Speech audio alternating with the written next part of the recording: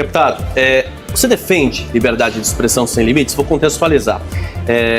Uma declaração mais antiga, né, que gerou polêmica, o senhor defendeu o direito de existir dos países nazistas na Alemanha. Eu quero saber aqui no Brasil se o senhor acha que as pessoas têm o direito de falar o que quiser na internet. Eu falo isso porque na internet se pratica crimes de ódio e também se publica notícias que são inventadas, não vou nem dizer falsas. São notícias inventadas deliberadamente que podem manipular a população. Mas o senhor continua defendendo a liberdade de expressão sem limites? Vamos lá, eu nunca defendi liberdade de expressão sem limites e nunca defendi o que você disse aí, aspas, de países nazistas na Alemanha. Isso sequer seria possível ter. Partidos políticos também nazistas. nunca defendi partidos políticos nazistas na Alemanha, né? O que eu defendi foi que as pessoas pudessem ter acesso aos documentos históricos do nazismo, justamente para que, entendendo a atrocidade que foi o nazismo, não só ele continue sendo criminalizado, nunca defendi a sua descriminalização, mas que as pessoas entendam a perversidade do que foi, a verdade do que foi o Holocausto, porque infelizmente no Brasil você tem a banalização do Holocausto e da pecha de nazista, né? Muitas vezes, e você vê isso principalmente por parte da esquerda, quando você diverge, né, das políticas públicas de esquerda, você é taxado de fascista e de nazista. Isso diminui o peso histórico do que foi o nazismo, do que foi o Holocausto, porque não existe paralelo de uma divergência política dentro do âmbito democrático do Brasil de você colocar a pecha de que uma pessoa defende um genocídio industrial em massa sem paralelo na história, tá? Então, esse é o ponto. Segundo, nunca defendi liberdade de expressão irrestrita, inclusive nos próprios Estados Unidos, em que é o país que concede, né, a maior amplitude de liberdade de expressão, inclusive injúria e difamação, por exemplo, não são crimes nos Estados Unidos, mas ainda assim, lá como direito constitucional, não é irrestrito, e o exemplo mais comumente utilizado na doutrina é que nos Estados Unidos não existe o direito de você dentro de um cinema gritar fogo, né? Porque você vai causar perigo e dano para as outras pessoas, ainda que isso em tese estivesse abarcado aí na liberdade de expressão. Aqui no Brasil, e eu defendo uma doutrina que é mais compatível com o nosso ordenamento jurídico, que vem do direito romano, do direito alemão, que é você ser responsabilizado pelo dano que você causa quando você acusa, por exemplo, injustamente uma pessoa de crime, né? Quando você imputa falsamente uma conduta criminosa, se eu falo que uma pessoa roubou e não provo, que estuprou, matou e não provo, eu tenho que ser responsabilizado por isso, né? Da mesma maneira, se eu incito crime, né? Se eu alicio pessoas para o crime organizado, se eu mando, incentivo pessoas a usar drogas, se incentivo pessoas a se faccionarem, né, ao PCC, ao Comando Vermelho, por exemplo, não acho que tem que ter liberdade de expressão irrestrita, não. Deixa eu aproveitar, voltando um pouquinho então na questão das facções, das organizações criminosas, na avaliação do senhor, como que fica a soberania nacional? Não corre um risco com essa decisão dos Estados Unidos? Não.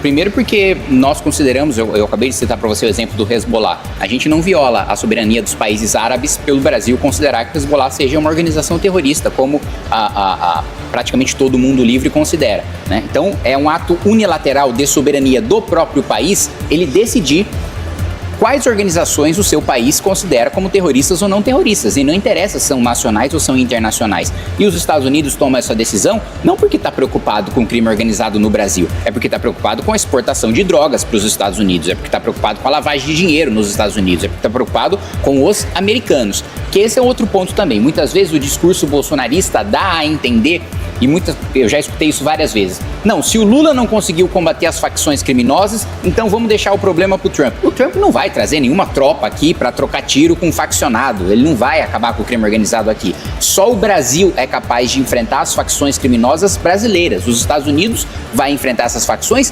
fora das nossas fronteiras no que interessar para os Estados Unidos. Não existe nenhum risco em relação à soberania, mesmo porque os Estados Unidos já invadiram países que ele não considerava que tinha organizações terroristas. Então, se o Trump quiser invadir um país, ele tem o poder bélico para isso, ele não precisa declarar nenhuma organização terrorista, ele vai lá e invade, como ele já demonstrou que pode fazer, né, assim como outros países desenvolvidos que têm capacidade bélica para isso, podem fazer também. Infelizmente, o Brasil, apesar desse discurso de soberania que o governo Lula faz, recentemente teve uma entrevista do ministro da Defesa dizendo, aspas, não temos defesa. Ou seja, se o ministro da Defesa diz que a gente não tem defesa, nós não temos soberania. Nós não mandamos nosso próprio território. 40 milhões de brasileiros estão sob o domínio de territórios dominados pelo crime organizado, né? Ao mesmo tempo, se qualquer país quiser invadir o Brasil, qualquer país desenvolvido ou qualquer qualquer país que tenha forças armadas minimamente financiadas e estruturadas, eles vão invadir. Nós não temos soberania porque nós não temos como nos defender. Deputado, qual que é a sua opinião sobre a anistia aos condenados do 8 de janeiro? Eu sou contra a anistia, primeiro porque eu considero que crimes foram cometidos. Eu discordo do Supremo em achar que teve uma tentativa de golpe ali no 8 de janeiro. Acho que eles precisam responder por dano ao patrimônio, pelo vandalismo, pelo aqueles que agrediram policiais, aqueles que ameaçaram os policiais, aqueles que entraram em confronto com as forças de segurança. Todos esses precisam responder pelos crimes que cometeram. Um crime, aliás, eu acho que contra o país foi aquele sujeito criminoso que destruiu um relógio que está aí desde a época de Dom João VI, né? Ou seja, o relógio sobreviveu a guerras mundiais, mas não sobreviveu a um maluco que foi lá invadir a Praça dos Três Poderes. Agora, o que eu defendo e o que eu votei a favor foi o PL da dosimetria, né? Que de fato essas pessoas respondessem, né, numa dosimetria de pena compatível com os crimes que cometeram. Agora, anistia não defendo, porque a anistia você parte da premissa de que os crimes foram cometidos e você quer perdoar. Eu não quero perdoar os crimes cometidos, eu quero que eles respondam pelos crimes cometidos, que são diferentes dos crimes pelos quais eles foram condenados. Bom, eu falei que a gente teria Jandira Fegali por aqui, né? Por quê? Tem uma comitiva de deputados brasileiros que ontem já desembarcou em Washington e inicia hoje uma agenda extensa lá, com vários encontros com deputados parlamentares americanos, com uma série de assuntos na bagagem para discutir. Ainda mais, de ontem para hoje, nós tivemos 2 anúncios de propostas de tarifas contra os produtos brasileiros. E uma dessas parlamentares é a deputada federal Jandira Fegali. Coloca aqui pra gente no nosso telão, vai aparecer aqui, ó. Deputada Jandira Fegali. Falei com a deputada ontem, olha, já agradeço de antemão a participação aqui conosco. Nós estamos também com o deputado Kim Kataguiri aqui no estúdio, então eu estou aproveitando para fazer essa entrevista enquanto falava com ele, deputada. E ele gentilmente não se importou com isso, claro. Ontem a senhora me disse, eu posso te atender por 15 minutos entre uma agenda e outra, porque saindo dessa entrevista, a senhora vai conversar com jornalistas correspondentes aí nos Estados Unidos. Então, vou ser breve. Quero saber quais são os assuntos que serão tratados nessas agendas que vocês têm aí hoje e amanhã.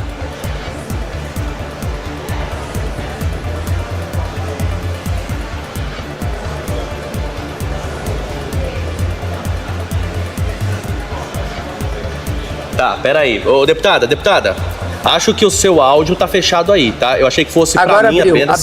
Agora abriu. Pode começar de novo. Desculpa. Boa tarde. Então tá, boa tarde. Eu quero cumprimentar vocês, agradecer o convite, essa repercussão da nossa missão oficial aqui. Agora, travou. Travou o sinal. Eita, nós.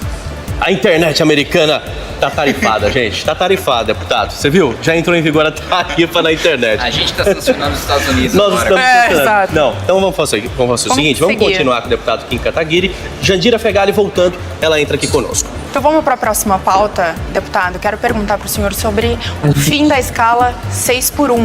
Né? Foi uma votação quase que unânime ali na Câmara dos Deputados, mas o senhor votou contra o fim da escala 6x1. E eu quero entender do senhor se o senhor enxergou algum problema no texto da PEC ou se o senhor simplesmente é contra que o trabalhador brasileiro tenha mais tempo de descanso sem ter esse valor descontado do seu salário.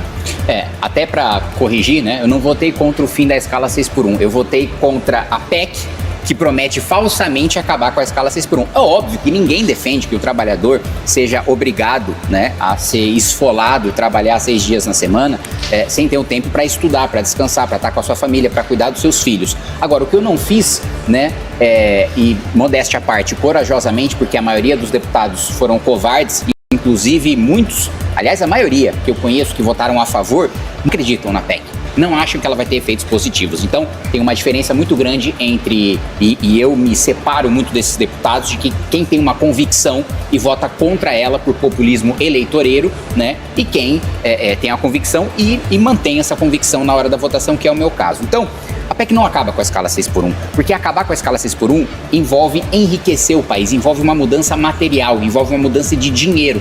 E para ter uma mudança de dinheiro, precisa ter corte de gasto e reverter esses gastos em infraestrutura, em qualificação de mão de obra, em ciência e tecnologia, coisa que o Brasil nos últimos 40 anos não fez. A nossa produtividade nos últimos 40 anos cresceu 18%, isso não é nada. Os nossos pares, países em desenvolvimento, cresceram 130%. Isso fez com que os trabalhadores dos outros países, eu não estou falando dos desenvolvidos, dos nossos pares, pudessem trabalhar menos e ganhar mais. colocar um texto na Constituição dizendo que está proibido, o que tem muita coisa que está proibido no nosso país e que acontece na prática todos os dias. Inclusive, né, legalmente, você só poderia contratar via CLT.